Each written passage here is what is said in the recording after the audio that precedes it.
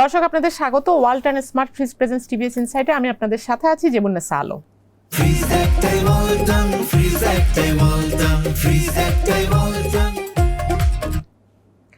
আমরা আজকে আলোচনা করব ব্যাংকিং সেক্টরের ডিস্ট্রেসড অ্যাসেট বা ঝুঁকিপূর্ণ সম্পদ নিয়ে। আমরা দেখি যে বাংলাদেশ ব্যাংকের লেটেস্ট একটি রিপোর্ট বেরিয়েছে যেখানে বলা হচ্ছে 2025 সালে ব্যাংকিং সেক্টরের ঝুঁকিপূর্ণ সম্পদের পরিমাণ প্রায় 11 লাখ কোটি টাকা। তো এটা কিভাবে কোন অ্যাসেটগুলোকে আমরা ঝুঁকিপূর্ণ বলছি বা ডিস্ট্রেসড অ্যাসেট বলছি এবং এটার প্রভাব আমানতকারীদের উপর কি, সেটি আমরা আজকে আলোচনা করব। এই বিষয়টি নিয়ে রিপোর্ট করেছে আমাদের রিপোর্টার ASM সাদ ও সাখাওয়াত প্রিন্স। আজকে আমাদের স্টুডিওতে এই নিয়ে কথা বলবেন ASM সাদ। সাদ, আপনাকে ধন্যবাদ আমাদের স্টুডিওতে আসার জন্য। আপনি যদি একটু বলেন যে এই যে 11 লাখ কোটি টাকা প্রায় ডিস্ট্রেসড অ্যাসেট বলা হচ্ছে, এটা কিভাবে? ধন্যবাদ আপা আমাকে অনুষ্ঠানে আমন্ত্রণের জন্য। বাংলাদেশ ব্যাংক হচ্ছে 11 লাখ ক্রোর যে বলছে ডিস্ট্রেস অ্যাসেট, এটা হচ্ছে বর্তমানে ব্যাংকে যে খেলাপি ঋণ, পূর্ণ তফসিলি ঋণ বা লোন রিশিডিউলিং যেটা বলি আমরা, এবং রাইট অফ বা অবলোপন যে পরিমাণ আছে ব্যাংকিং খাতে, সেটা টোটালটা নিয়ে যত পরিমাণ দাঁড়ায় প্রায় 11 লাখ ক্রোর, সেটাকে আমরা হচ্ছে ডিস্ট্রেস অ্যাসেট বলছে।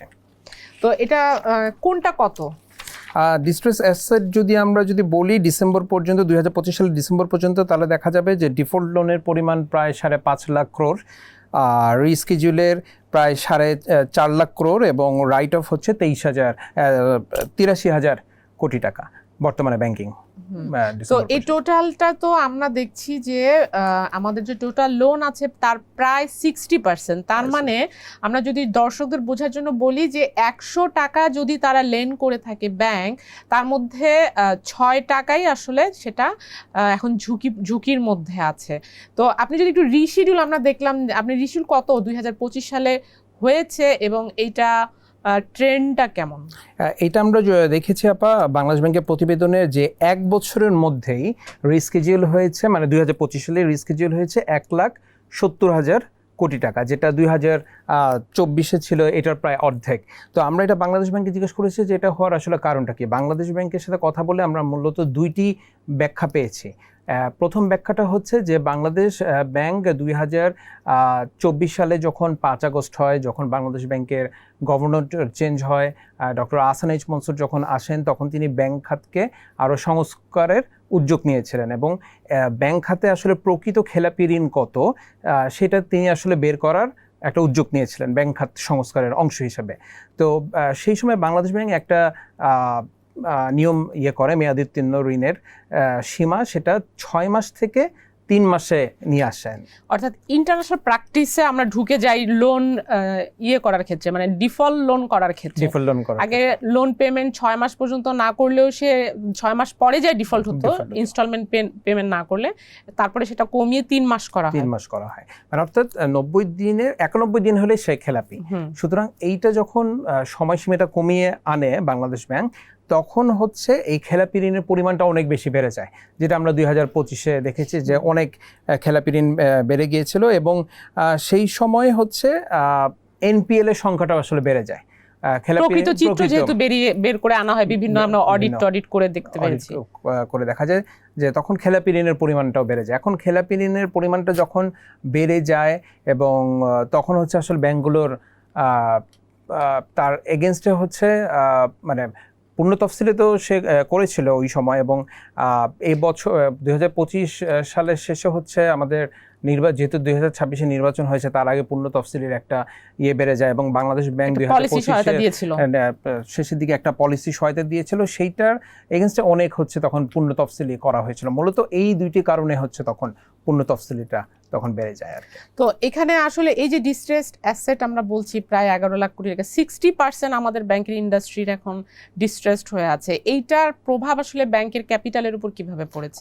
বাংলাদেশ ব্যাংকের তো এটার সাথে CRAR, এটার একটা ক্যাপিটাল অ্যাডিকুয়েসি রেশিও যেটা আমরা বলি সারা পৃথিবীতে যেটা নামে পরিচিত, রাইট, এইটার একটা তথ্য দিয়েছে। সেখানে দেখা যাচ্ছে বাংলাদেশের CRAR হচ্ছে নেগেটিভ, মানে হচ্ছে তার যে মূলধন যে সংরক্ষণ করার পর্যাপ্ততা বাংলাদেশের যে ব্যাংকগুলো আছে সেটা নেগেটিভ অবস্থায় পৌঁছেছে, এবং ব্যাংকাররা এবং বাংলাদেশ ব্যাংকের মুখপাত্র আরিফ হোসেন খানও বলছে যে এইটা হচ্ছে খুবই বিরল এই ঘটনাটা, মানে বাংলাদেশে এরকম একটা ঘটনা যিনি অন্যান্য দেশে যখন এখন পজিটিভ অবস্থায় আছে, বাংলাদেশ ব্যাংকই বলছে যে ইন্ডিয়াতে সেটা আছে পজিটিভ 17.20, শ্রীলঙ্কায় আছে 19.40, পাকিস্তানে আছে 20.80, সেখানে বাংলাদেশের নেগেটিভ 2.64। তো এইটা আমরা যখন আমরা অন্যান্য দেশের আপনি যে ইন্ডিকেটরগুলো বললেন সেটা কিন্তু তাদের যে থ্রেশহোল্ড আছে, যেটা মানে অথরাইজড রিকোয়ারমেন্ট, সেটার কিন্তু উপরে সবাই আছে। আর আমাদের অথরাইজড রিকোয়ারমেন্ট কত ক্যাপিটাল এডিকুয়েসি থাকতে হবে? ব্যাসেল 3 অনুযায়ী আমাদের কমপক্ষে 12.50 থাকতে হবে, অর্থাৎ এইটার উপরে থাকলে সেই ব্যাংকটাকে হেলদি মনে করা হচ্ছে, এবং এটা এই থ্রেশহোল্ডের মধ্যে থাকা মানে সে একটু রিস্ক ফ্রি আছে। তো সেখানে আমরা এখন নেগেটিভ অবস্থায় আছি। তো এটার কারণ কি? এইটার মূল কারণটা হচ্ছে, আমরা যে কথা বলে জানতে পারি ব্যাংকারদের সাথে, যে 2009 সাল থেকে 2024 সাল পর্যন্ত ব্যাংক খাত থেকে এস আলম সহ আর অনেক বড় বড় গ্রুপ বিভিন্ন সময় ব্যাংক থেকে ঋণের নামে টাকা বের করেছে, সেই টাকাটা আবার ব্যাক করে নাই। তো আবার এই যে ডিস্ট্রেসড অ্যাসেট যেটা হয়েছে, এগুলোর এগেইনস্টে প্রভিশন রাখতে হয়েছে। তো ওই সময় হচ্ছে ব্যাংকগুলো যখন হিউজ পরিমাণে প্রভিশন রাখছে, হিউজ পরিমাণে যখন রাইট অফ যখন করছে, এটা কিন্তু আলটিমেট প্রেশারটা পড়ে হচ্ছে আমার ব্যাংকের ক্যাপিটাল এবং মুনাফার উপরে। যখন ব্যাংকগুলো যখন এটা ধীরে ধীরে যখন খেলাপি ঋণ বাড়ছে, তার মানে তার প্রভিশনও বেশি রাখতে হচ্ছে। আবার ওই সময়ের মধ্যে হচ্ছে গত বছরে 2025-এ যেহেতু এনপিএল বেড়ে গেছে, তাহলে সেক্ষেত্রে প্রভিশনের সংখ্যাটা আরও বড় হয়েছে সে সময়। তো এই জন্য হচ্ছে আলটিমেট এটা প্রভাবটা পড়েছে ক্যাপিটালের উপরে, এবং ক্যাপিটালের উপরে এতটাই প্রভাব পড়েছে যে এটা এখন বর্তমানে নেগেটিভ অবস্থায় আছে। আচ্ছা, আপনাকে ধন্যবাদ আমাদেরকে সময় দেওয়ার জন্য।